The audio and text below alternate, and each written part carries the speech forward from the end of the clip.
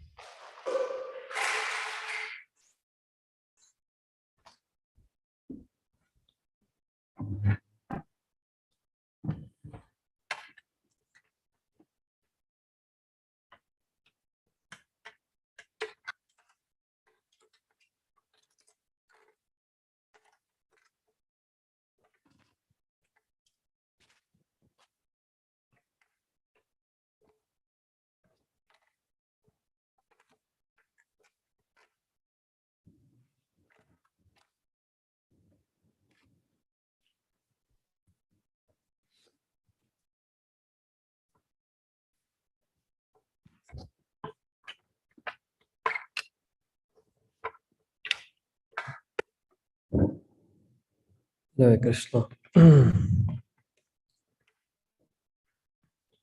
Jaya Radha Madhava Kunja Bihari Jaya Radha Madhava Kunja Bihari Gopi Jana Vallabha Girivaradhari Gopi Jana Vallabha Girivaradhari Yashodanandana Bracha Janaranjana Yashodanandana Bracha Janaranjana Yamunatera Vanachari Yamunatera Vanachari Jaya Radha Madhava Kunja Bihari Jaya Radha Madhava Kunja Bihari Gopi Jana Vallabha Girivaradhari Gopi Jana Vallabha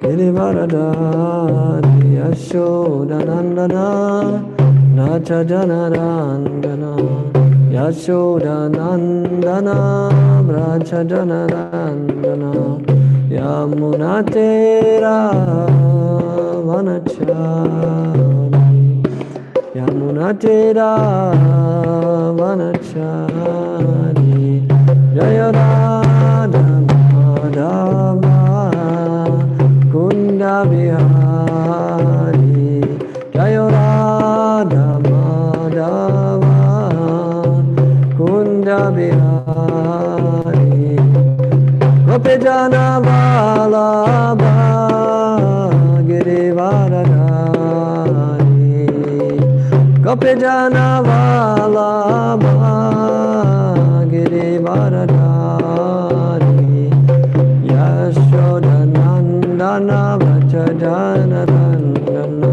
Yashodanandana Vraja Janarandana Yamunatera Vanachari Yamunatera Vanachari Jaya Radha Madhava Radha Madhava Sri Radhe Jaya Radha Damodara Radha Damodara Sri Radhe Hare Krishna Hare Krishna Krishna Krishna Hare Hare Hare Rama Hare Rama Rama Rama Hare Hare Hare Krishna Hare Krishna Krishna Krishna Hare Hare Hare Rama Hare Rama Rama Rama Hare Hare Hare Krishna Krishna Krishna Krishna Hare Hare Hare Rama Hare Rama Rama Rama Hare Hare. Jai Om Vishnu Paramahamsa Parivrajikacharya Ashtadashita Srimad. His Divine Grace I see Bhaktivedanta Swami Srila Prabhupada ki jai. Jai Vishnu Paramahamsa Parivrajikacharya Ashtadashita Srimad Bhakti Siddhanta Saraswati Swami. Nanta Koti Vaishnava Ki Jai. Nama Acharya Srimad Ardas Thakur Ki Jai. Ramsa Kaho Shri Krishna Chaitanya Prabhu Nityananda Shri Advaita Gadadha Shri Vasudeva Gaura Bhaktivinoda Ki Jai. Shri Shri Radha Krishna Gop Gopinath Shyamakund Radha Kund Giri Govardhan Ki Jai. Vrindavan Dham Ki Jai. Mathura Dham Ki Jai. Navadvip Dham Ki Jai. Jagannath Puri Dham Ki Jai. Gangamaya Munamaya Ki Jai. Tulasi Devi Bhakti Devi Ki Jai. Samaveta Bhaktivinoda Ki Jai. Nitai Gaur Premanande Haribo. Grantaraj Srimad Bhagavatam Ki Jai. Dear devotees, thank you very much for coming to join the Srimad Bhagavatam class.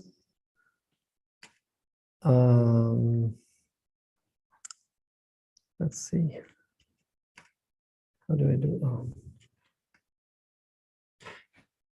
All right. Just wanted to have you as a gallery view rather than me speaking. So today we are reading from Srimad Bhagavatam, 4th canto, chapter 28, verse number 50. I've been asked yesterday evening to give class today, so let's see what happens. Text 50. Okay, the chapter is called Purajana Becomes a Woman in the Next Life. So that's the, as far as I remember, it's the final chapter of Purajana story, and it's beautiful also. Beautiful ending and very, very instructive purports and texts that are actually following from the next verse. It's actually very, very beautiful and deep. So it's just a advertisement for the from tomorrow onwards. It's going to be very interesting. Okay, the verse. Okay, let's also chant another mantra. Om Namo Bhagavate Vasudevaya. Om Namo Bhagavate Vasudevaya. Om Namo Bhagavate Vasudevaya.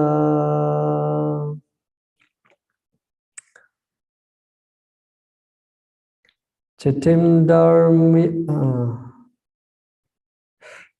darumayim chitva tasyam patyu kalevaram adipya chanumarane vilapanti manodadhe. Chitim darumayim chitva tasyam patyu kalevaram adipya chanumarane vilapanti manodadhe. Chitim darumayim chitva tasyam patyu kalevaram adipya chanumarane vilapanti manodadhe. If anybody would like to chant the verse, feel free to unmute yourself.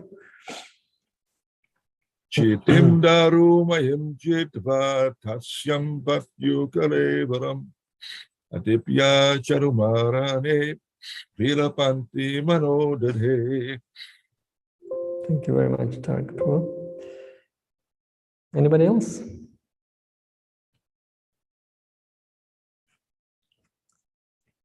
Okay, word-to-word translation. Chitim, funeral, I don't know how to spell this. Can you help me? Pyre or pure? Pyre. Pyre, thank you. Funeral pyre. Darumayim made with wood, Titva having piled up, Tasyam on that, Patyuhu of the husband, Kalevaram body, Adipya after igniting, Cha also, Anumarane to die alone with him, Vilapanti lamenting, Manaha her mind, Dadhe fixed. Translation. She then prepared a blazing fire with firewood and placed the dead body of her husband upon it. When this was finished, she lamented severely and prepared herself to perish in the fire with her husband. Purport. It is the long-standing tradition of the Vedic system that a faithful wife dies alone with her husband. This is called Sahamarana. In India, this system was prevalent even to the date of the British occupation. At that time, however, a wife who did not wish to die with her husband was sometimes forced to do so by her relatives. Formerly, that was not the case. The wife used to enter the fire voluntarily. The British government stopped this practice, considering it inhuman. However, from the early history of India, we find that even Maharaja Pandu died, that when Maharaja Pandu died, he was survived by two wives, Madri and Kunti. The question was whether both should die or one should die. After the death of Maharaj Pandu, his wife settled that one should remain and the other should go. Madri would perish with her husband in the fire, and Kunti would remain to take charge of the 5 Pandava children. Even as late as 1936, we saw a devoted wife voluntarily enter the fire of her husband. This indicates that a devotee's wife must be prepared to act in such a way. Similarly, a devoted disciple of the spiritual master would rather die with the spiritual master than fail to execute the spiritual master's mission. As the Supreme Personality of Godhead comes down upon this earth to re-establish the principles of religion, so his representative, the spiritual master, also comes to re-establish religious principles. It is the duty of the disciples to take charge of the mission of the spiritual master and execute it properly. Otherwise, the disciple should decide to die alone with the spiritual master. In other words, to execute the will of the spiritual master, the disciple should be prepared to lay down his life and abandon all personal considerations. Okay, the verse again. Chittim darumayim chitva tasyam patyu kalevaram adipya chanumarane vilapanti manodade. She then prepared a blazing fire with firewood and placed the dead body of her husband upon it. When this was finished, she lamented severely and prepared herself to perish in the fire with her husband.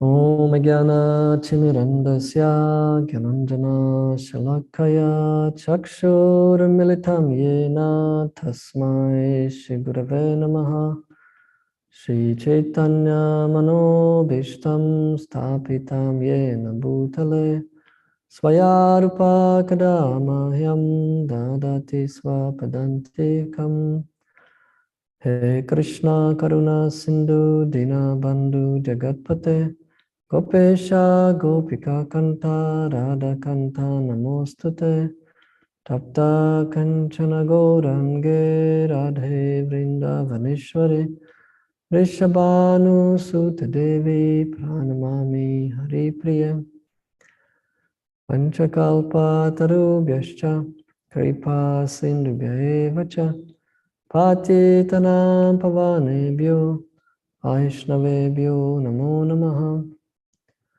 Jaya Shri Krishna Chaitanya Prabhu Nityananda Shri Advaita Gadadhara Shivasadi Gaura Bhakta Vrinda Hare Krishna Krishna Krishna Hare Hare Hare Rama Rama Rama Hare Hare Nama Om Vishnu Padaya Krishna Prashtaya Bhutale Shrimate Bhaktivedanta Swamin Iti Namine Namaste Saraswati Deve Gauravani Pracharine Nivishesha Shunyavadi Paschatyade Shatadine.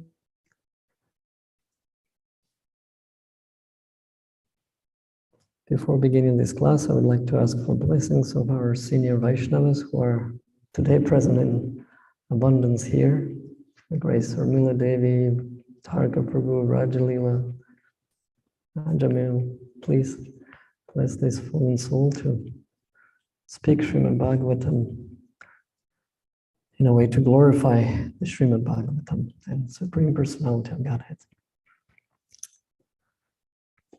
Right. So, as I said, this chapter is very interesting. It culminates, the story of Puranjana culminates, and the next few verses, it will be a very beautiful meeting of the very old dear friend and Puranjana in a form of now a chaste wife of a king. And so I'm very looking forward to hear the next verses because it explains in detail the relationship that Jiva has, eternal relationship that Jiva has with the super soul. As it will explain further about how Krishna is the dear most friend, the most closest friend, as we know in Bhagavad Gita, the verse that says that Suhridam Sarvabhutanam, that he is a friend of all living beings, but Suhrit means that he is a very intimate friend, because in Sanskrit there are many definitions of gradations of friendship. So for example, we know one is says Bandhu. Bandhu is the one who is well, I don't even know how to describe in English, since we use an only friend most of the time to define some friendship relationship. But in other words, in Sanskrit, there are many gradations of friendship, like Bandhu, Sakha, Mitra, and then Suhrit. Suhrit means really a hearty friend, a friend that you can fully rely on, 100%. Not only rely your heart, that you can reveal the heart to such a friend very intimately, but then you can rely on every single circumstance to such a friend. So that beautiful relationship will be described very detailed way in the next 7 verses or so. And today is like a prelude. So now she is putting her husband on a firewood, which in itself is if you can imagine, they were fasting, so she must have been already frail in body, not having so much physical strength. And to make a pile of wood on which the body can actually burn to ashes, it has to be a big pile. The fire has to have a certain temperature in order to actually produce such a heat that the body can fully perish. So not only that work should have taken a lot of time, but then to put that body on top of that firewood, that must have been a great endeavor in itself. And of course, the emotions are overwhelming now. She's lamenting, severely lamenting. So you can only imagine when Battle of Kurukshetra has finished and millions of persons died in that battle, You can only imagine the atmosphere of lamentation which Maharaj Yudhishthira was going through and witnessing all of that lamentation going on, because all of those husbands must have had wives and children and so forth. So all of those who left behind, they were lamenting. So the whole kingdom was mourning. And then pious Maharaj Yudhishthira thought this sin is all on his shoulder. This is his fault. The devotee is always lamenting also because of his soft-heartedness. He's not blaming anybody else. He's always blaming himself. So it's a very interesting part of devotees' kind heart, that they, whatever happens, even if it's not their fault, they quite often think that must have been their fault. That they must have done something extra to mitigate that situation and so forth. So in this previous yugas, Prabhupada first starts this commentary with describing how faithful wife is following her husband, and that he personally had witnessed. Prabhupada was already, 40 years old. So he had already a wife and children. He had witnessed that in 1936, there was a devoted wife who voluntarily entered the fire. And this is astonishing. It's a great sign of devotion, really, because what happens is that the fire of separation in the heart of such wife was so strong that she could not almost feel the difference between that internal fire and that external fire. Otherwise, just describing this is very inconceivable how faithful and devoted such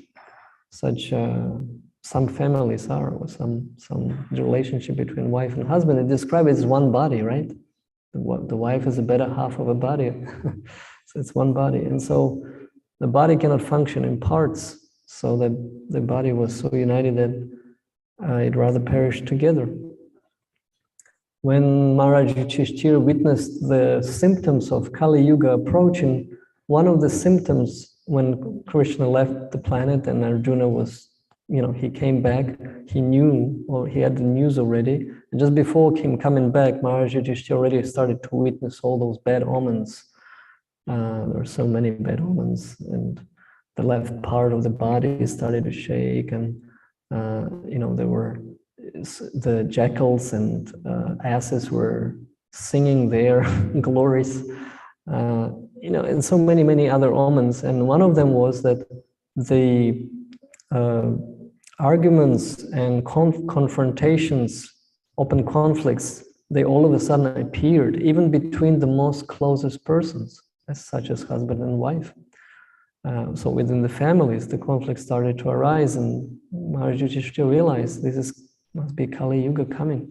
Something bad must have happened, because it was not common before. Jokingly, a wife and husband could have had arguments, but that it would be common, the abuse in words and so forth. It was not. In Dwapara Yuga, there was something very uncommon, which is very, very common in Kali Yuga, right? We have so many divorce rates and so many harassment and violence, home violence, and so forth. It's very common, unfortunately. So in such families, of course, you cannot expect such devotion. So because the tradition was followed and it was forced, of course, British government would consider this inhuman and stop it on a jurisdictional level, and in this way, and it is correct thing to do, because unless it's something voluntarily, you cannot force it, especially things like this, to give up their own body.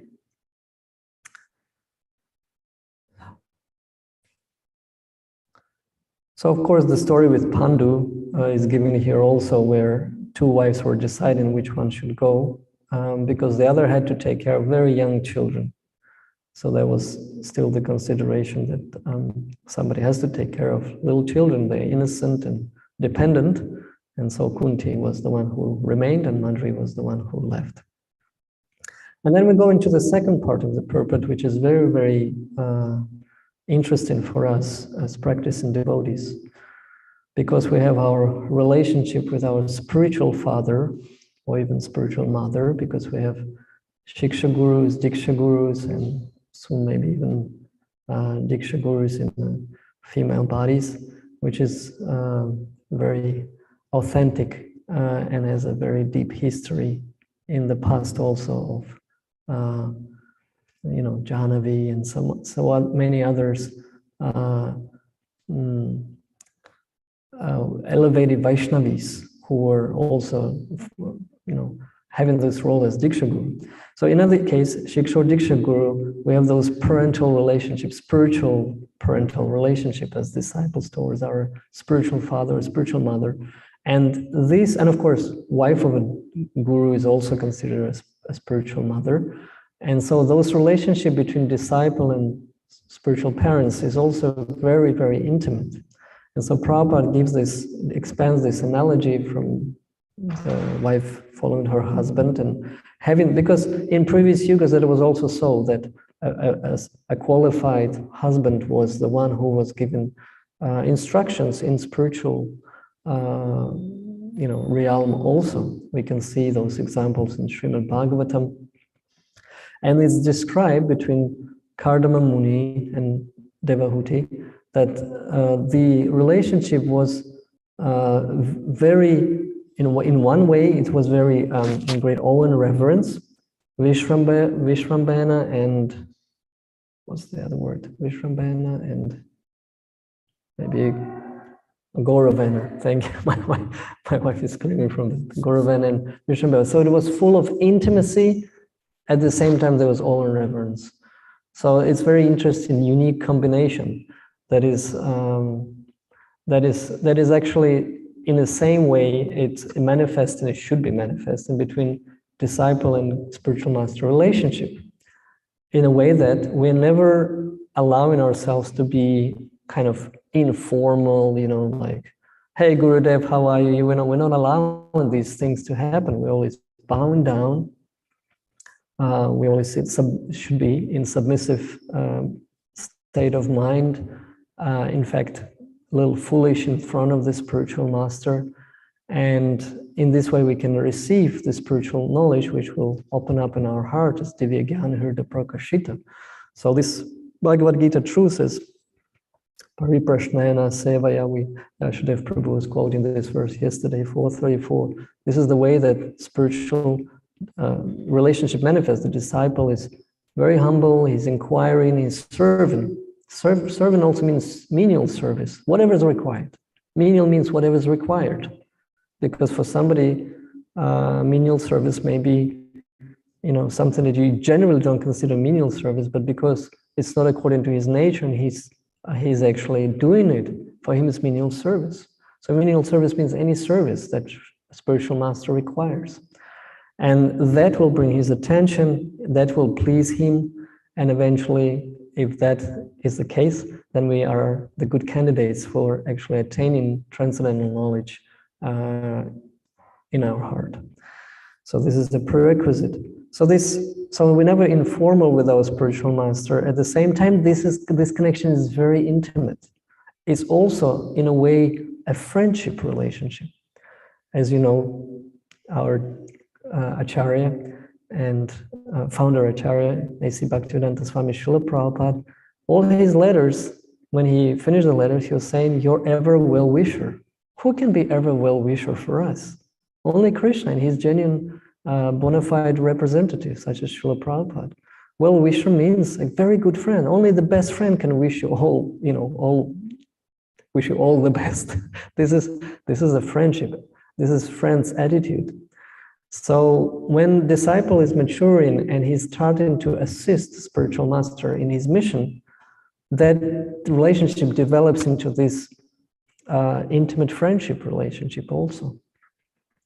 Yet at the same time, a disciple is always a disciple, and spiritual master is always a spiritual master. And that means that their relationship would always be representative in this proper etiquette, Vaishnava etiquette, when a disciple is humble and so forth, always eager to serve, and having this subordinate position. And it's natural, actually, and it's very beautiful, this relationship. So we had, as Giraj Maharaj wrote the book, many moons. So we know that when one moon is shining, Prabhupada used to say that, we don't need the whole world to become Krishna conscious, because even if a small percentage becomes Krishna conscious, it will illuminate the whole world. So like, we don't need many stars, we just need one moon. In other words, Prabhupada was considering his mission to be successful, even if one pure devotee appears on this planet after he's gone from his efforts. But as Giraj Maharaj was explaining, there are many moons that have appeared from Prabhupada's mercy. And this is the beauty of a Jagat Guru, spiritual master of the whole world. His potency was so inconceivable that he managed to manifest in a very short time, 11 years of intense preaching around the world. There were so many beautiful moons that have appeared, and some of those moons are present today with us on this Zoom call. So I hope I won't take much of your time, and you could contribute and speak some words of wisdom to us to illuminate us with your beautiful shining. So the most important point, as I consider in this purport, is right at the very end, when Prabhupada says that otherwise the disciple should decide to die along with the spiritual master. In other words, to execute the will of the spiritual master, the disciple should be prepared to lay down his life and abandon all personal considerations. So when I gave this example of many moons, that is exactly the point, that all of those, why they became so beautiful moons and continue to illuminate this world, is because they have put aside all their personal considerations, all the allurements of this world. Like in the case of Giraj Maharaj, he was a son of a millionaire, and his father was even threatening him, I will not give you any of my, whatever he had, the estate and money, if you will remain Hare Krishna. But what was his response? I better remain Hare Krishna, I don't need all of this, So easy to say for us when we don't have such options in our way in terms of millions of dollars. But he has very beautifully passed this not simple, but a test in his life, and at a very young age also. All of those Prabhupada disciples back then, they were in their 20s, or even younger, some of them. Like Rukmini Devi, she joined when she was 16. So not only that, but so many other obstacles. If we read Srila Prabhupada Lilamrita, which was also written right here in Gitanagari by Satsvarup Das Goswami Maharaj at the riverside cabin, at that time different cabin. I was meditating there the other day that we so relish this book. It has so many details, and it's very poetic. There are many parts of this Prabhupada Lilamrita where Satsvarup Maharaj also describes the nature and how it was, in so many beautiful details.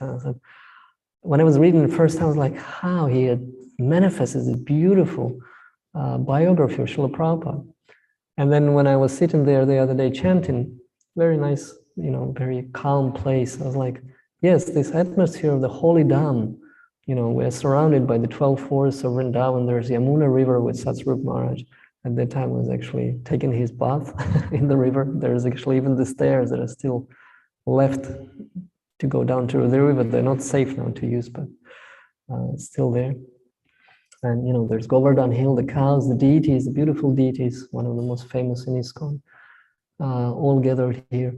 And Prabhupada was here also. This is Tirtha. Prabhupada walked the land of Gitanagari. And not only walked, he's he was highly esteeming this project or this farmland.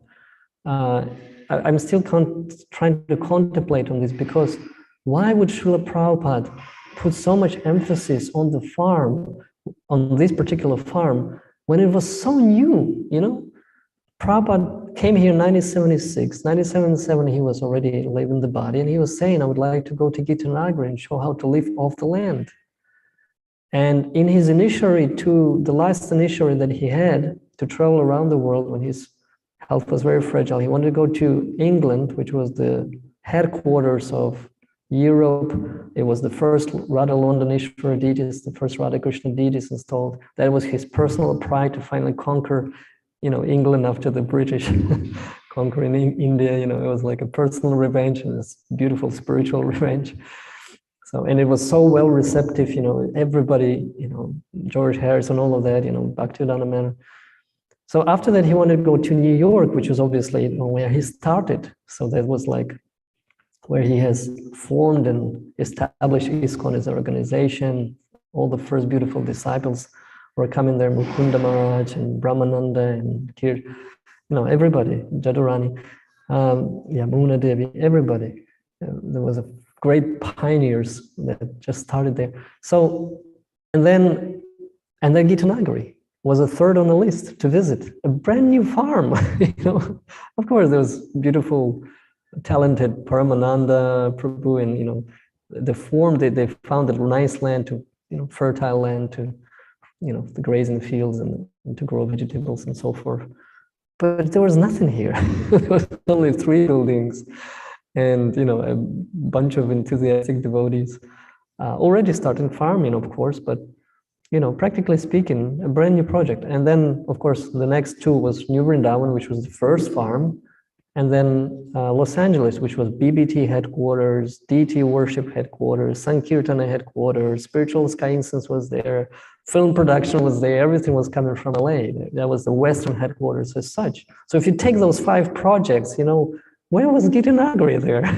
You know, in terms of the value, but see, there's some value that we don't understand. And so Prabhupada Lilamrita was written here, and we can relish all those the magic that this book has produced. It became one of the most favorite books of all the devotees across the globe, to interact with Srila Prabhupada in such a beautiful way.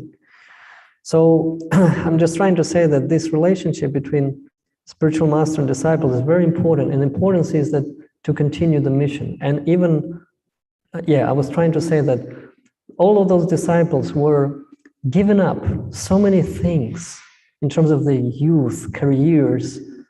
You know, they were surrendering, they were giving everything to Srila Prabhupada.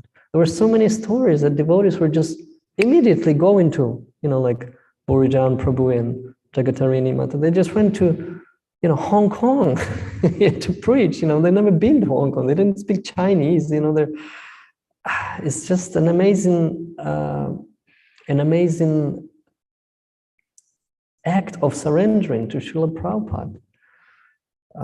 Just to not consider any personal considerations. So what? We don't know the place. So what? We don't have even money to establish a center. So what? Let's just do and try. And same, we see that Srila Prabhupada did the same when he received this instruction in 1922. You know, as a very young Grihastha, you know, he was shocked when he heard this instruction of his spiritual master. A very intelligent young, you know, there were 2. He had his friend Sakar Malik with him. Sakar Malik, or I forgot the name, but Malik.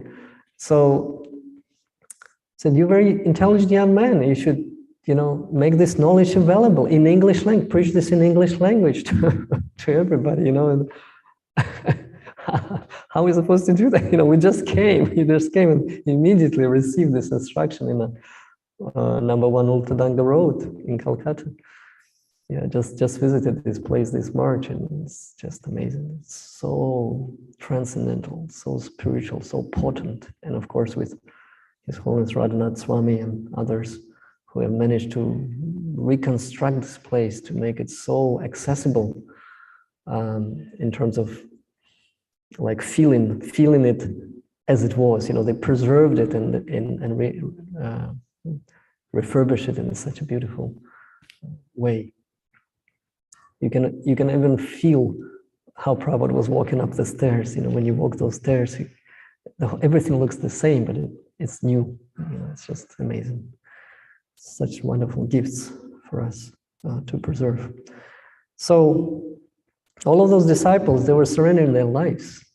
In India, so many things they suffered from, so many things. It's not like now going to Mayapur. Back then, it was nothing.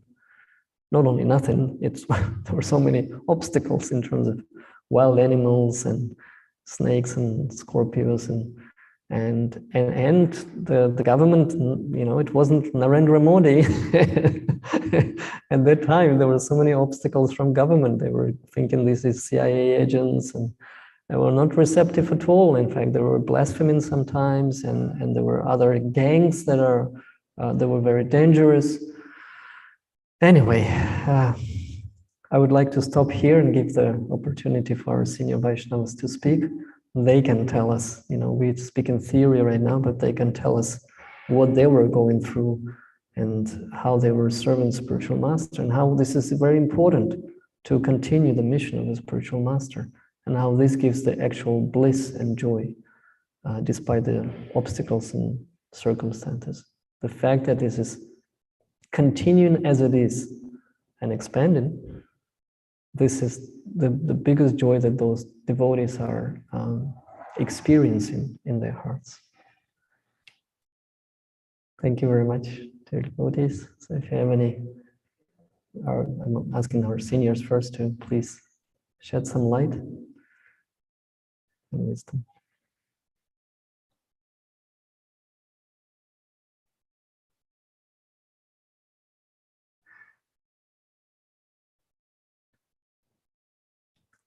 Please don't be shy.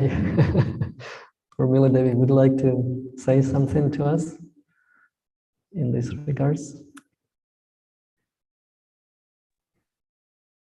Nah, thanks anyway. It was kind of charming that you're speaking about us like that, but it's just kind of charming. But funny. But no, thank you anyway. Hare Krishna. Dr. Prabhu, I saw you unmuted for a second, so please.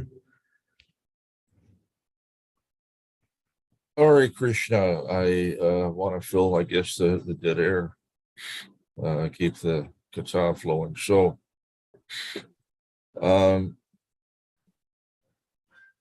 thank you for a nice class, and I'm thinking a lot about your Itanagari. That of course is something that I have thought about for many. I've been living here and trying to serve the project in service to Srila Prabhupada. Yeah, you spoke about the reason that Srila Prabhupada was talking about coming to Gitanag. Understanding is that he had this interest in trying to satisfy the desire of the previous acharyas, Srila Bhaktivinoda Thakur, Srila Bhaktisiddhanta Saraswati Thakur, an interest in the reestablishment of Varnashram. And Srila Prabhupada evidently saw farm projects as an opportunity to initiate that endeavor. I would personally his enthusiasm to do that in Hyderabad, the Hyderabad farm, 76, but it was later than that when Srila Prabhupada. So in Hyderabad, his idea was that because not everyone is going to become surrendered devotee immediately. His idea, the Varnashram system is going to be the means by which people in general can be elevated to Krishna consciousness. Trying to implement that in society at large would be very difficult, but on a small scale, it can be demonstrated. A model can be created within a closed system, a small community. So he attempted to do that at Hyderabad, did to establish little, you described, not quite a village, even smaller than a village, but little gatherings of residences. He would make available to local farmers, give them a small parcel of land and space for a home, arranged around a central temple where could come together for worship of that region. Worship of Lord Vishnu, particularly popular. So he said any Vishnu deity would be acceptable, and so just allow them to engage in agricultural practices and have the opportunity to associate with devotees, to honor prasad, to observe festivals, and gradually themselves in the culture of Krishna consciousness at their own pace. So Gitanagari he saw as another opportunity to try to establish a model for what he described actually as the second half of his mission. There, Abhiram Prabhu has described this a number of times. The YouTube recording available in which Prabhupada expressing his desire to come to Gitanagari for the purpose of beginning the second half of his mission. He said that at first he said, I have no lamentation. This was a point at which his disappearance was imminent. And then he said, well actually, I do have one lamentation, and it is that I have not completed the second half of my mission, that reestablishment of Varnashram. His conception of reestablishing Varnashram, as Hari Sari Prabhu has described when he last Zoom class here, it was a very simple implementation, as I have described, just to give an opportunity for the local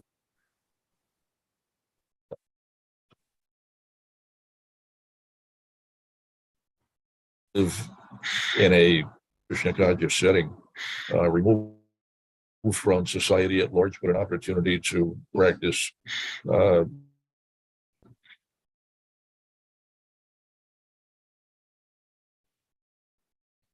and a little bit of Krishna consciousness. In any case, Srila Prabhupada wanted to come to, he said that there I sit down, live off the land. His idea was that deal for the cultivation of Krishna consciousness, it practically some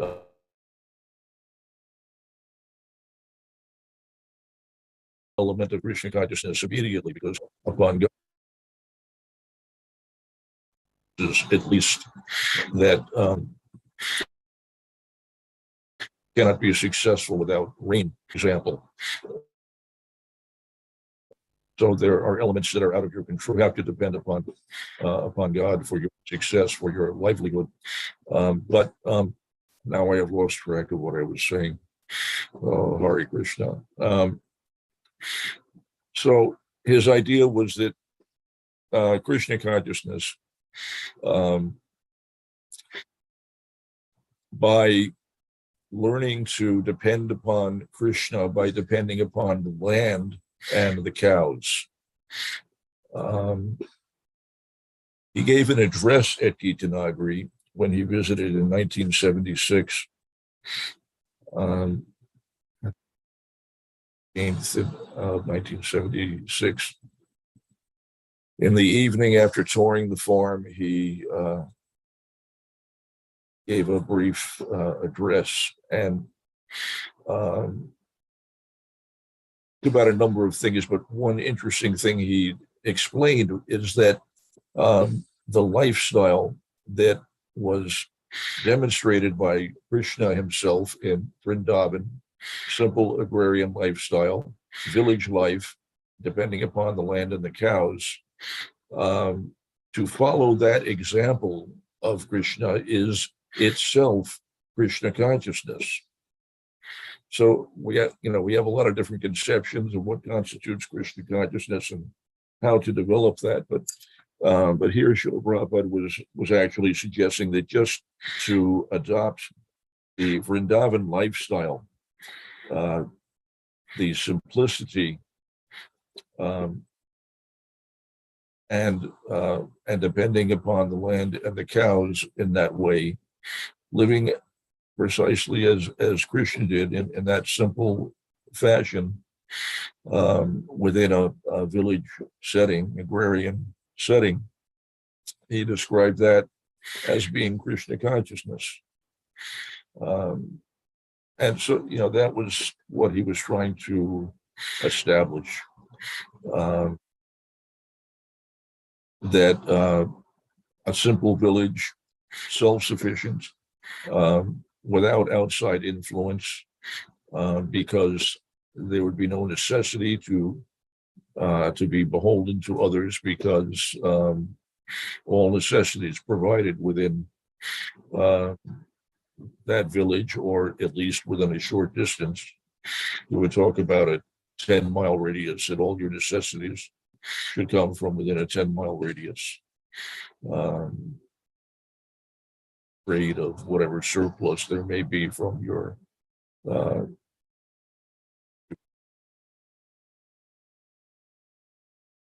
can I say about that?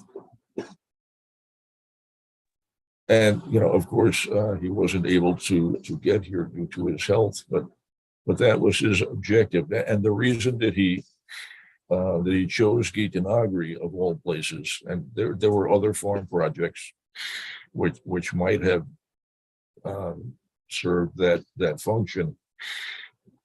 What was special about Gitanagari, at least at that time, was that Paramananda Prabhu, who was an experienced farmer, had been very successful in making Gitanagari productive. So there was a very significant production of milk. We're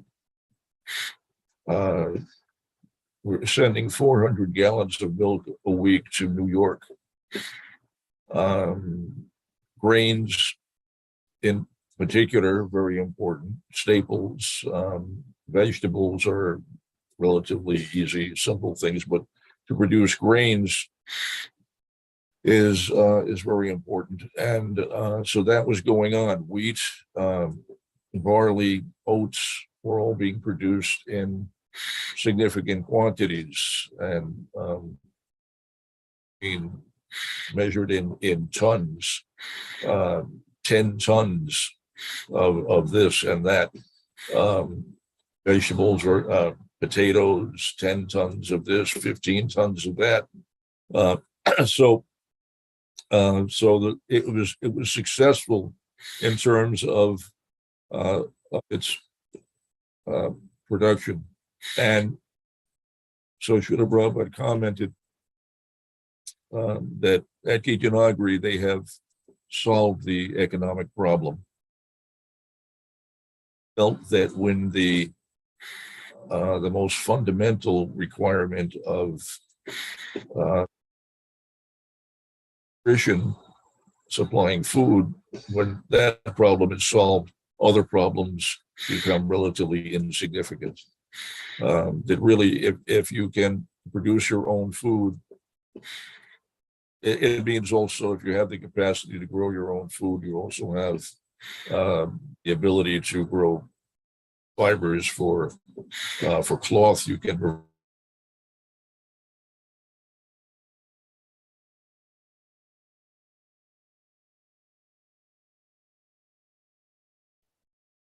Oops, I cannot hear Tarak Prabhu. We got lost you, at least me.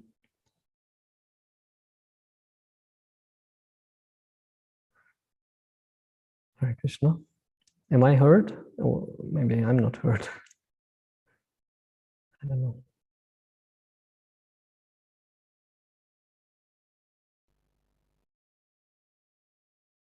Hare Krishna, dear devotees. Oh, thumbs up. Hare Krishna, Prabhu, we can hear you. Oh, okay. So, all right, so maybe thank you very much, Charaka Prabhu, for this insight of Gita Nagari history, which is always nice to hear since we live here, especially some other points why I didn't know that point that Gita Nagari was excellently productive. And of course, Srila Prabhupada really relished the results in terms of book distribution. So, judging by what you just said, is Prabhupada relished the results of farming also, as much as he relished the books distribution. So it's an interesting point that he saw the potential of Gita Nagari in terms of being really productive, and then make it an emblem for the other farms. Because indeed, at that time, so many farms was there already, but probably not all were as productive. So thanks to Parvananda Prabhu and Devikananda and others who were involved at that time. All right, so any final questions, or we have like 4 minutes or 5 minutes left?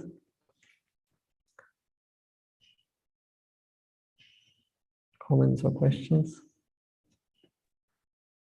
Prabhu, could you shed any light on how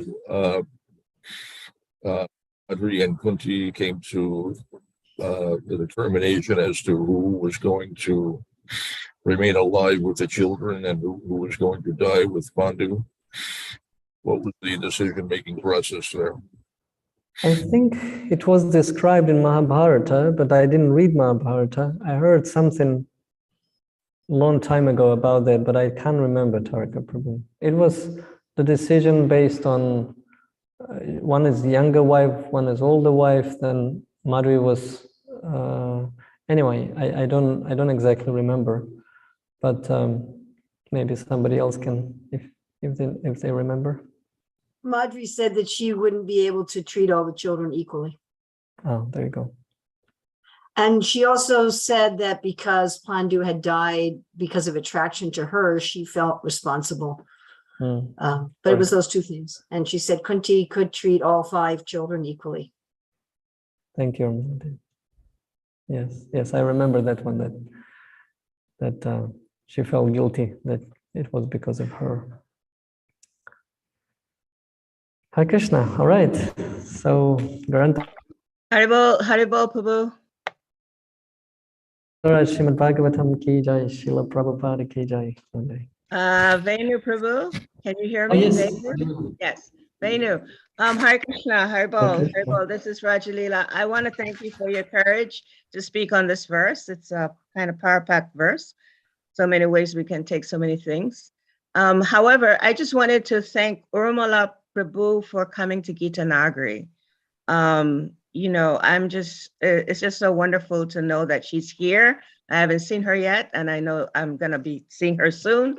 I thank you so much, Urmila Prabhu. I know that what you're bringing to Gita Nagari and what you're offering to all of these personalities that's visiting is something that they will remember for the rest of their life. And I thank you. Thank you so much. Also, I want to share, maybe you can get to speak to Urmila later, because Urmila Prabhu was in New York during this whole time of this farm. I was in Gita Nagari. I Yeah, lived here. right. Yeah. So I remember you in New York in 1979, and I don't know that you lived here. I just remember you in New York. So I know We you lived have a lot. here. We lived here from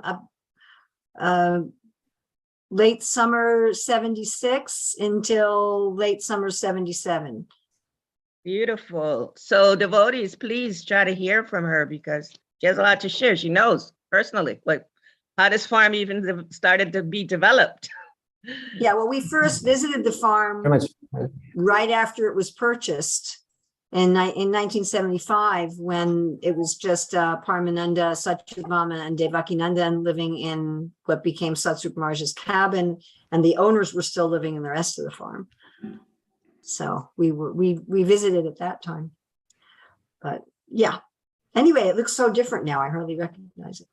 But hopefully I'll see you also, Rajlila. Yes. Really looking forward to that. You absolutely will. And I thank you so much for being here. Nagari's been blessed. Thank you. Hare Krishna. Right, we had deep greetings though.